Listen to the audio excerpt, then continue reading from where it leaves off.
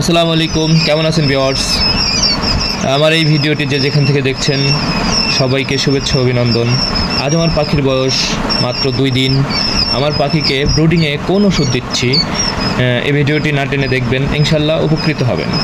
আমি যখন পাখি আনছি তারপর 2 ঘন্টা গ্লুকোভেট দিছি, তারপর দিছি লাইসোভেট 1 গ্রাম 1 লিটার পানিতে, আরও দিছি সেফা 1, এইটাও 1 গ্রাম 1 লিটার পানিতে, আর তার সাথে আরও একটা ওষুধ দিছি, সেটা হলো রেনামক্স, এটাও 1 গ্রাম 1 লিটার পানিতে।